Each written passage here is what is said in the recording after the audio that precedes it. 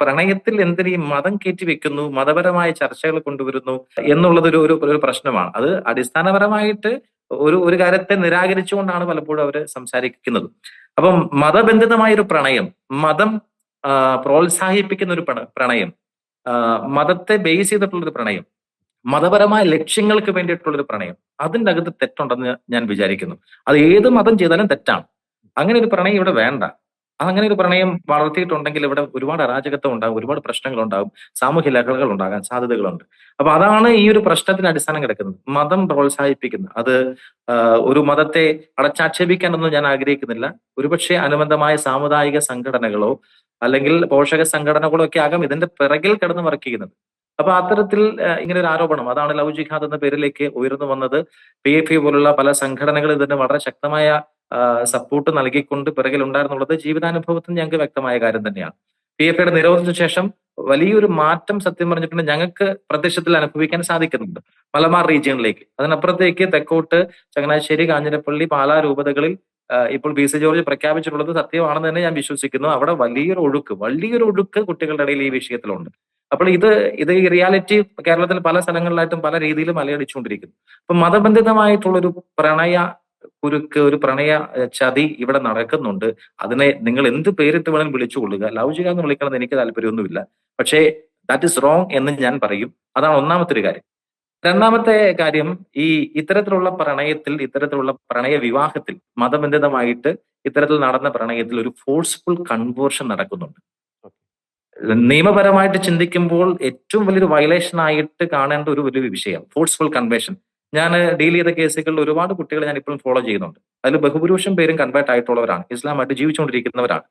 അപ്പൊ അവരോട് സംസാരിക്കുമ്പോൾ അവരുടെ വളരെ രഹസ്യമായിട്ട് പലരും എന്നെ ഫോൺ ചെയ്യാറുണ്ട്, രാത്രികാലങ്ങളിൽ വിളിക്കാറുണ്ട്, അവരുടെ വിഷമങ്ങൾ പങ്കുവെക്കാറുണ്ട്, പലരും തിരിച്ചു വന്നവരുണ്ട്. ഇവരോടൊക്കെ സംസാരിക്കുമ്പോഴും ഇവരാരും വിൽഫുള്ളി കൺവേർട്ട് ആയതല്ല. ഒരു സിറ്റുവേഷനിലേക്ക് ഇവരെ അങ്ങ് എത്തിച്ചിട്ട് മുന്നോട്ട് ജീവിതം കൊണ്ടുപോകണമെങ്കിൽ there is no other way, മറ്റൊരു നിവൃത്തിയില്ല എന്നൊരു സാഹചര്യം സൃഷ്ടിച്ചു കഴിയുമ്പോൾ സ്വന്തം വീട്ടുകാരുമില്ല, അവരെ സപ്പോർട്ട് ചെയ്യാൻ മറ്റാരുമില്ല, ജീവിതം മുന്നോട്ട് കൊണ്ടുപോകണം, എന്തായാലും ഇറങ്ങിപ്പോയി. ഇങ്ങനെ ഒരു സിറ്റുവേഷനിലേക്ക് എത്തിച്ച് സമുദായത്തിന്റെ പ്രഷർ, ഈ വീട്ടുകാരുടെ പ്രഷർ, ആ വീട്ടിലെ സ്ത്രീകളുടെ പ്രഷർ, മതപരമായിട്ടുള്ള അറിവുകൾ ഈ കുട്ടിക്കില്ല എന്ന് പറഞ്ഞുകൊണ്ട് പോലും ആ വീട്ടിൽ വലിയ വിഷയങ്ങൾ ഉണ്ടാകുന്നു. അവസാനം ചിലപ്പം ഈ പെൺകുട്ടിയെ കെട്ടിയ വ്യക്തി പോലും കാലുമാറും. ആദ്യം വലിയ വാഗ്ദാനമൊക്കെ ഉണ്ടാകും, മതം മാറണ്ടെന്ന് വലിയ വാഗ്ദാനമൊക്കെ ഉണ്ടാകും. പക്ഷെ ഈ പ്രഷറിനെ ഭാഗമായിട്ട് അവരും ഇതിന്റെ അകത്ത് ഇവർക്കെതിരായി നിൽക്കുന്നു. ഈ കുട്ടികൾ ബഹുഭൂരിപക്ഷം പേരും കൺവേർട്ട് ആകുന്നത് ഇത്തരത്തിലുള്ള ഒരു ഇന്റേണൽ ഫോഴ്സിന്റെ ഭാഗമായിട്ടാണ്. അല്ലാതെ വിൽഫുള്ളി നമ്മുടെ ക്രിസ്ത്യൻ പെൺകുട്ടികൾ ആരും തന്നെ അല്ലാതെ പ്രണയമല്ലാതെ ഇറങ്ങിപ്പോയ ചില പെൺകുട്ടികൾ എനിക്കറിയാം. അതല്ലാതെ നമ്മളുടെ കുട്ടികളിൽ പ്രണയബന്ധിതമായിട്ട് ഇറങ്ങിപ്പോയ പെൺകുട്ടികൾ എല്ലാവരും തന്നെ എന്ന് തന്നെ എനിക്ക് പറയാൻ സാധിക്കും. അറിവുള്ള എല്ലാവരും തന്നെ ഫോഴ്സ്ഫുള്ളി തന്നെ ഇതിനകത്ത് കൺവേർട്ടർ ആയിട്ടുള്ളവരാണ്. അവരെ മതപഠന കേന്ദ്രങ്ങളിലേക്ക് എത്തിക്കുന്നു. ഇനി കൺവേർഷൻ എന്ന് പറയുന്നത് വളരെ ഈസിലി നടക്കുന്ന ഒരു പ്രോസസ്സാണ്. അവരെ സംബന്ധിച്ച് നിക്കാഹ് നടക്കാൻ വേണ്ടിയിട്ട് കൺവേർഷൻ ചെയ്യണമെന്ന അടിസ്ഥാന നിയമം ഇസ്ലാമിലുണ്ട്.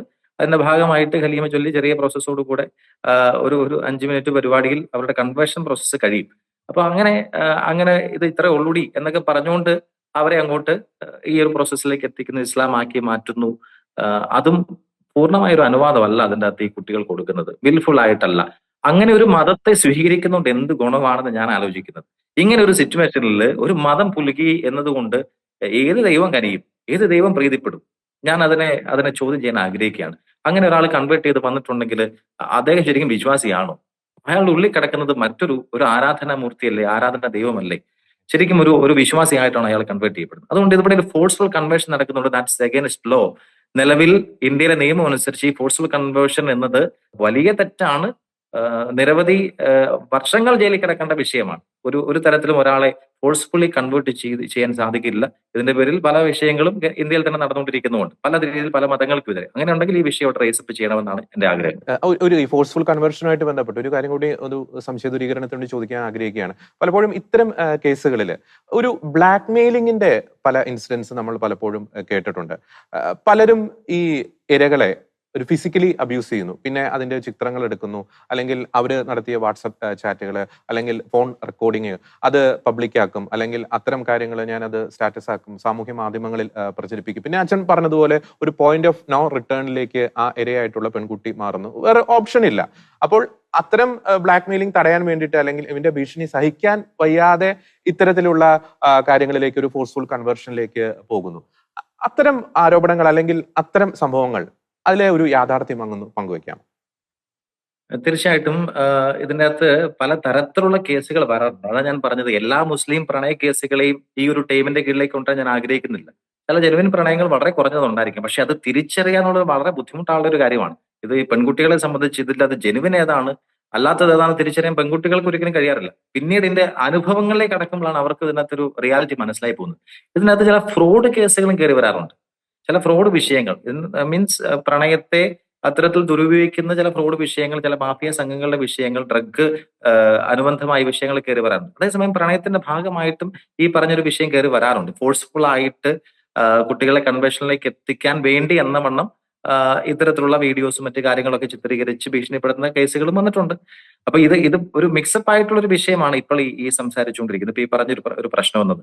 പക്ഷേ ഈ പറഞ്ഞതുപോലെ തന്നെ ഇതിൽ മതബന്ധിതമായിട്ട് ഒരു കൺവേർഷനിലേക്ക് എത്തിക്കാൻ ചില മെത്തഡോളജികൾ ഇവർ നല്ല രീതിയിൽ യൂസ് ചെയ്യുന്നുണ്ട്. ഇപ്പൊ ഇന്ന് എന്നെ വിളിച്ചൊരു കേസ്, ഇന്ന് രാവിലെ എനിക്ക് വന്നൊരു കോളില് കണ്ണൂർ ഭാഗത്ത്, മലബാർ റീജിയണൽ ഒരു ഭാഗത്ത് ഒരു കേസാണ്. കൊച്ചിനെ ഇപ്പൊ ഒരു സൈക്കാട്രി സെന്ററിൽ അഡ്മിറ്റ് ചെയ്തിരിക്കുകയാണ്.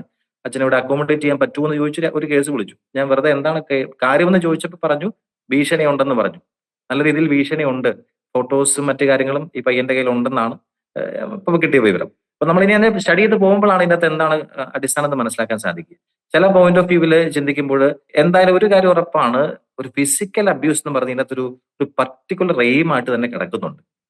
നമ്മുടെ കയ്യിൽ നിന്ന് പോയിട്ടുള്ള കുഞ്ഞുങ്ങളെല്ലാവരും വിവാഹത്തിന് മുമ്പ് തന്നെ ഫിസിക്കലി അബ്യൂസ്ഡ് ആണ്. ആ ഒരു അറ്റാച്ച്മെന്റിലേക്ക് മനഃപൂർവ്വം ഇവരെ എത്തിക്കുന്നുണ്ട്. അത് പലതും ചിത്രീകരിക്കപ്പെടുന്നുണ്ടാകാം. അങ്ങനെയുള്ള വിഷയങ്ങൾ പിന്നീട് ഇവർക്കെതിരെ അവര് ഒരു ആയുധമായിട്ട് ഉപയോഗിക്കുന്നുണ്ടാകും. എന്തായാലും കുട്ടികൾ ഫിസിക്കലി ഈ പയ്യന്മാരുമായിട്ട് അറ്റാച്ച്മെന്റിലേക്ക് എത്തിയിട്ടുണ്ടെങ്കിൽ പിന്നെ ഈ ഒരു റിലേഷൻഷിപ്പ് ബ്രേക്ക് ചെയ്യാൻ ഭയങ്കര ബുദ്ധിമുട്ടാണ്. അത് സ്വാഭാവിക സൈക്കോളജി. ഒരു പെൺകുട്ടിയെ സംബന്ധിച്ചൊരു ഫിസിക്കൽ റിലേഷനിലേക്ക് എത്തിയിട്ടുണ്ടെങ്കിൽ അതിനകത്ത് നൂരിപ്പൂരം എന്ന് പറഞ്ഞാൽ അത്ര എളുപ്പമുള്ള കാര്യമല്ല. അത്രയും അറ്റാച്ച്മെന്റ് ക്രിയേറ്റ് ചെയ്യപ്പെടും. അപ്പൊ അങ്ങനെ ഒരു ഫിസിക്കൽ റിലേഷനിലേക്ക് എത്തിക്കുന്നു.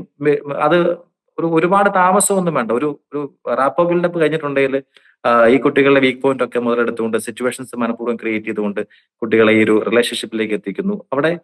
അവിടെ തൊട്ട് സത്യം പറഞ്ഞാൽ ഈ ഭീഷണി അല്ലെങ്കിൽ അറ്റാച്ച്മെന്റ് ക്രിയേഷൻ സത്യം പറഞ്ഞാൽ നടക്കുന്നുണ്ട്. പിന്നീട് അത് കണ്ടിന്യൂ ചെയ്യണം. പിന്നെ അവർക്ക് ഊരി പോരാൻ പറ്റാത്ത ഒരു സ്ഥിതിവിശേഷം ഉണ്ടാക്കും. ഭീഷണി ഇവര് അല്ലെങ്കിൽ ഇവർ വിഡ്രോ ചെയ്യുന്ന സമയത്താണ് ഇങ്ങനെയുള്ള ഭീഷണികൾ പലപ്പോഴും കയറി വന്നിട്ടുള്ളത്. പെൺകുട്ടികൾ അവരുടെ റിലേഷൻഷിപ്പിൽ നിന്ന് പിന്മാറുകയാണ്. അവരുടെ പേരൻസിന് സപ്പോർട്ടോടെ അല്ലെങ്കിൽ മറ്റെന്തെങ്കിലും സഹായത്തോടെ അല്ലെങ്കിൽ റിയാലിറ്റി മനസ്സിലാക്കി ഇവർ പിന്തിരിയാൻ ശ്രമിക്കുമ്പോഴാണ് ഇങ്ങനെയുള്ള ചില ആയുധങ്ങൾ പുറത്തോട്ട് വന്നിട്ടുള്ളത്. അങ്ങനെ ഒരുപാട് കേസുകൾ വന്നിട്ടുണ്ട്. അത് പിന്നീട് നമ്മൾ പല രീതിയിൽ പോലീസുമായിട്ട് ബന്ധപ്പെട്ടും കോടതികളായിട്ട് ബന്ധപ്പെട്ടും സൈബർ ടീമുകളൊക്കെ ആയിട്ട് ബന്ധപ്പെട്ടിട്ടാണ് പലതും നമ്മൾ പരിഹരിച്ച് മുന്നോട്ട് പോയിട്ടുള്ളത്. അതുകൊണ്ട് ഇങ്ങനെ ഒരു വശം കൂടെ ഉണ്ട്. പക്ഷെ എല്ലാത്തിൻ്റെ അകത്തും ഉണ്ടെന്ന് ഞാൻ പറയുന്നില്ല. പക്ഷെ ചില കേസുകൾ, പർട്ടിക്കുലർ കേസുകളിൽ ഈ ഭീഷണിയുടെ തലങ്ങൾ ഉണ്ടായിട്ടുണ്ട്. എന്തായാലും ഒരു കാര്യം ഞാൻ പറഞ്ഞത് ഓർത്തിരിക്കണം, ഫിസിക്കൽ അബ്യൂസ് ഇതിന്റെ അകത്ത് ഒരുപാട് നടക്കുന്നുണ്ട്. ഇങ്ങനെ ഒരു റിലേഷൻഷിപ്പിലേക്ക് എത്തിയിട്ടുണ്ടെങ്കിൽ ശാരീരികമായി ദുരുപയോഗിക്കുക, അത് കുട്ടികളെ വലയിലേക്ക് വീഴ്ത്താനുള്ള വലിയൊരു കെണിയാണ്. അത് നല്ല നടക്കുന്നുണ്ട്.